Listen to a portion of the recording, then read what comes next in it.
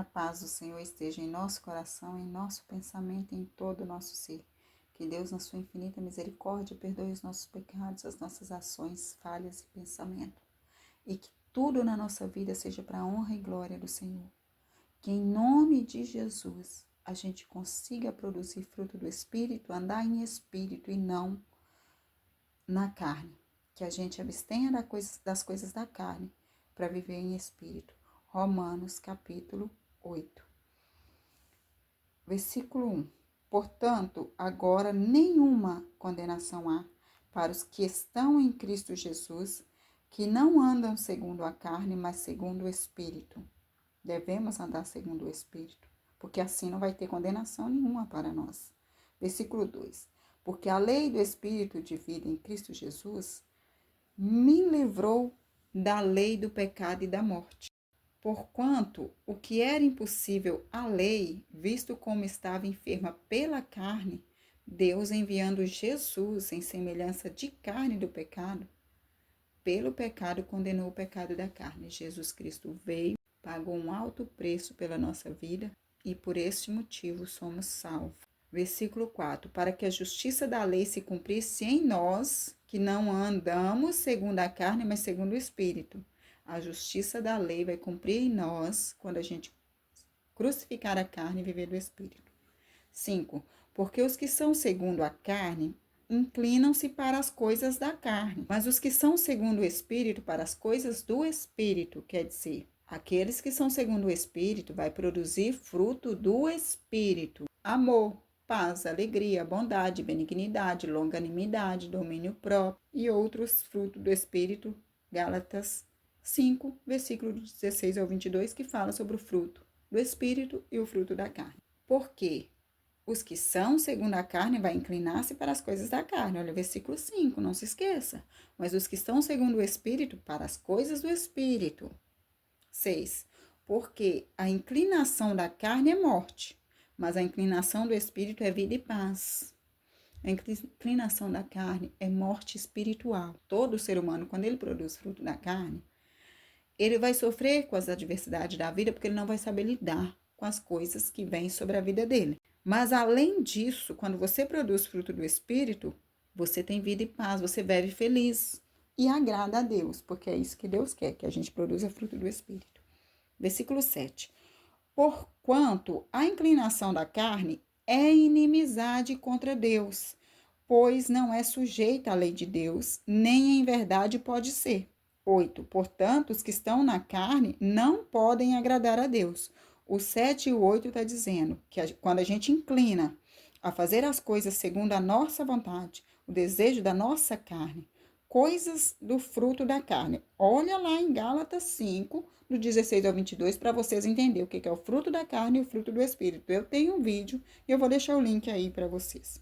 E está dizendo, os que estão na carne não pode agradar a Deus. Versículo 8. Portanto, os que estão na carne não podem agradar a Deus. Versículo 9.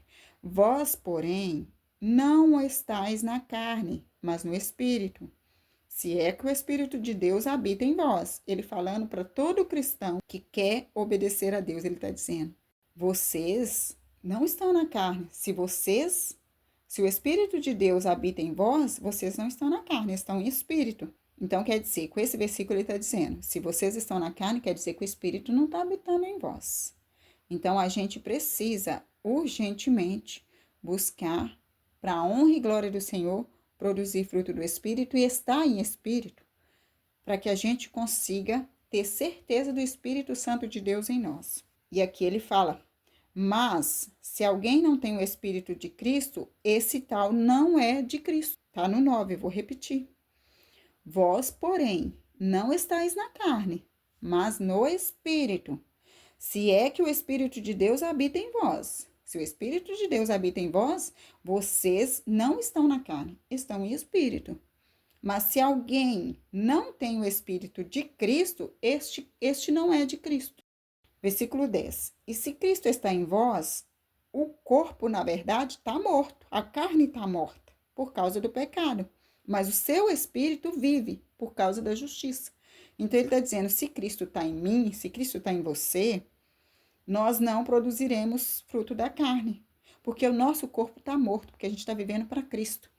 É um versículo na Bíblia lá que fala: já não vivo mais em mim, porque Cristo vive em mim.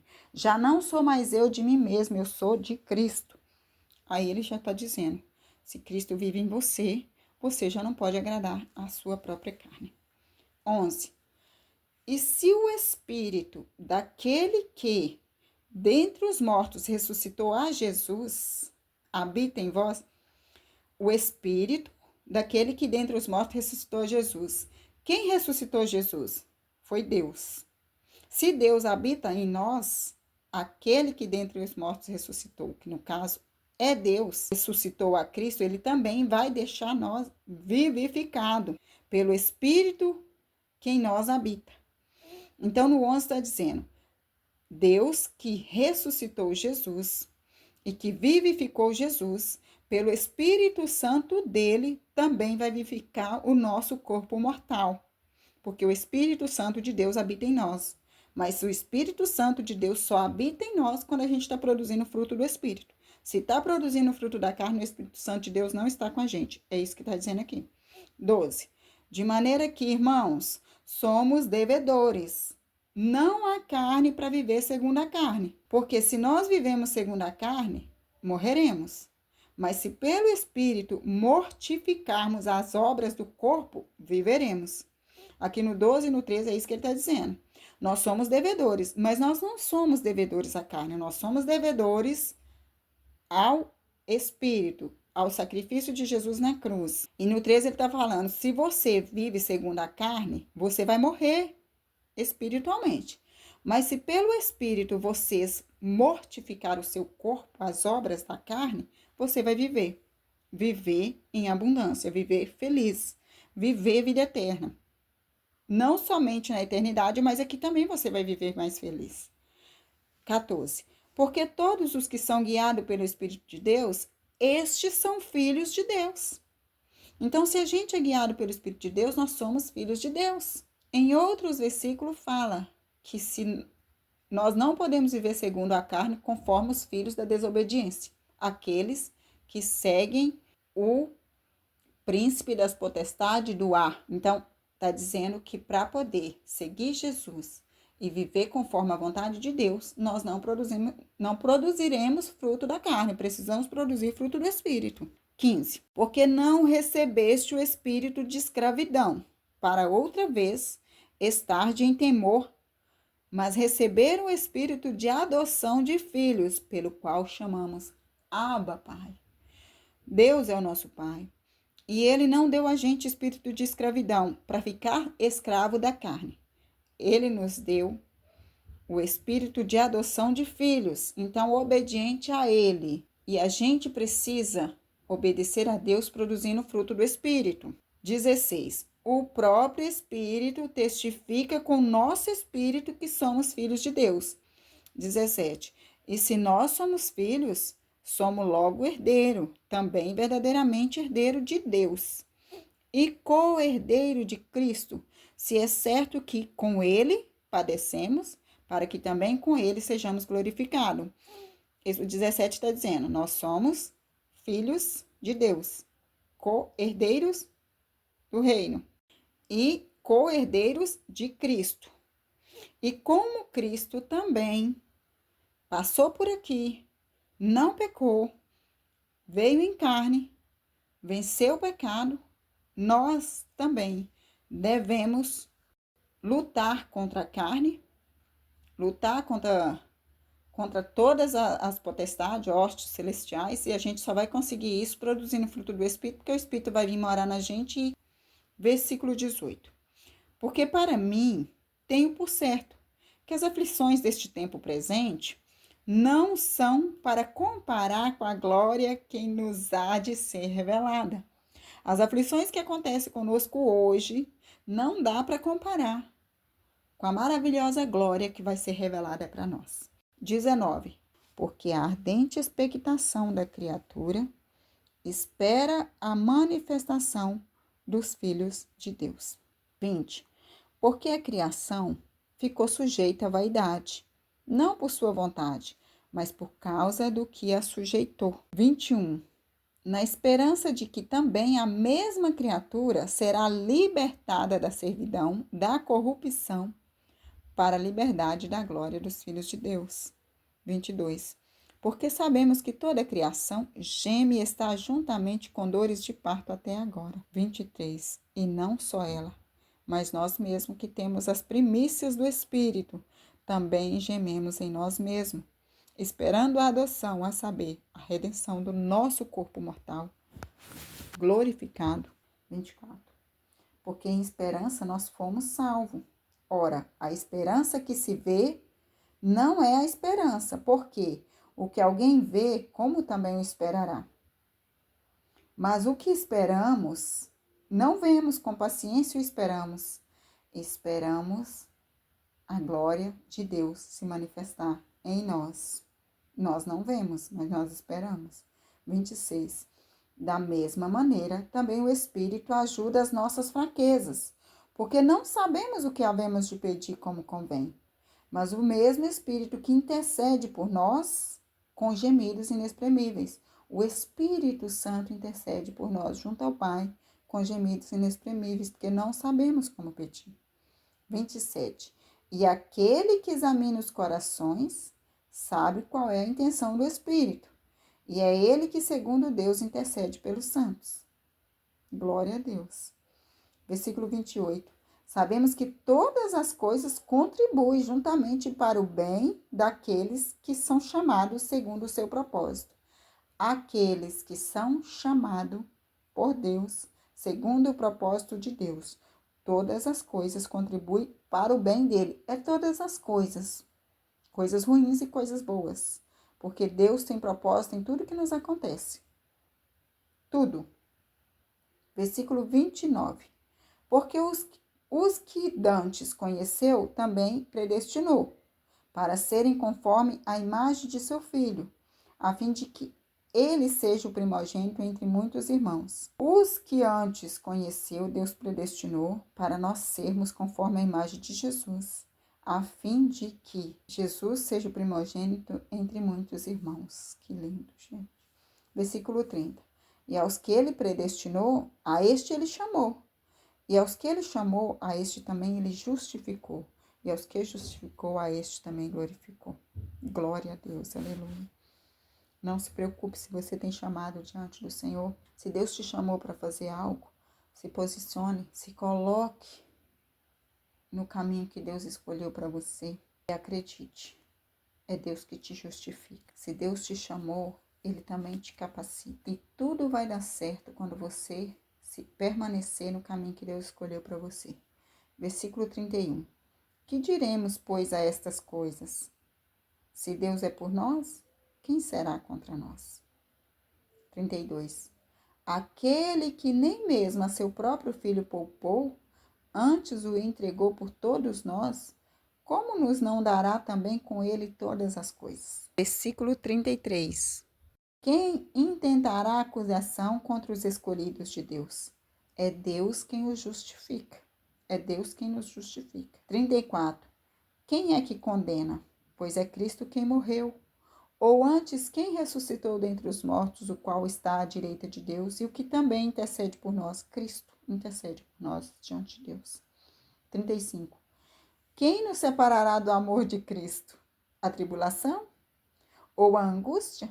Ou a perseguição? Ou a fome? Ou a nudez? Ou o perigo? Ou a espada? Como está escrito, por amor de ti, somos entregues à morte todo dia. Somos reputados como ovelhas para o matadouro. Mas em todas estas coisas nós somos mais do que vencedores por aquele que nos amou. Versículo 38. Porque estou certo de que nem a morte, nem a vida, nem os anjos, nem os principados, nem as potestades, nem o presente, nem o que está por vir, nem a altura, nem a profundidade, nem coisa alguma, nem outra criatura nos poderá separar do amor de Deus que está em Cristo Jesus, nosso Senhor. Nada pode nos separar do amor de Deus. O amor de Deus por nós é sem limite. No meu coração, eu creio que Deus nunca nos abandona, Ele nunca separa da gente, é a gente que se afasta dele. Por quê? Quando a gente peca, quando a gente está triste por causa do nosso pecado, a gente se afasta dele por constrangimento, por vergonha, né? A gente se afasta de Deus por frustração, não sei. A gente se afasta dele, não é ele que se afasta da gente. Nada pode nos separar do amor dele. Nada, nada, nada, nada pode nos separar do amor de Cristo.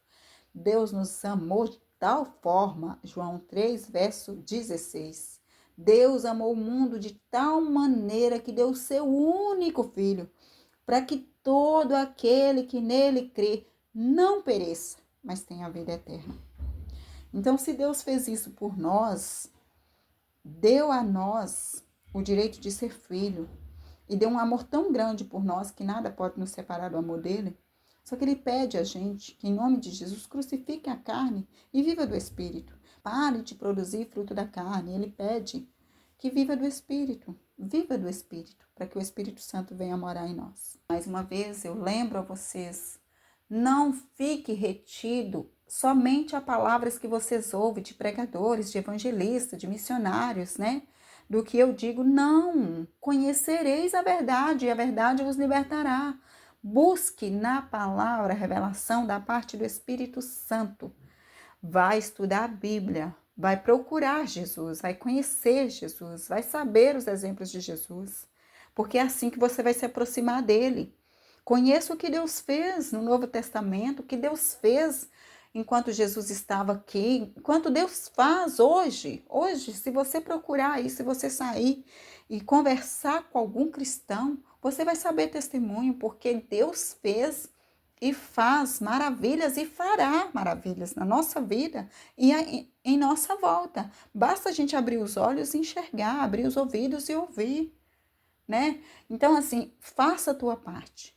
Faça a tua parte, busque a verdade e conheça e seja liberto. Não se esqueça, dê like, comente, compartilhe, porque toda vez que você faz isso, o YouTube recomenda o vídeo para outras pessoas. Busque uma pregação que fala de Jesus, envie para alguém, evangelize na sua rede social, fale do amor de Deus, conte seus testemunhos, né? Conta testemunho de outra pessoa, não sei, mas faça a tua parte. Que Deus seja a nossa prioridade, que Jesus seja o nosso maior exemplo, que o Espírito Santo seja o condutor das nossas vidas. Fique com Deus. Até o próximo vídeo. Deus abençoe você e toda a sua família.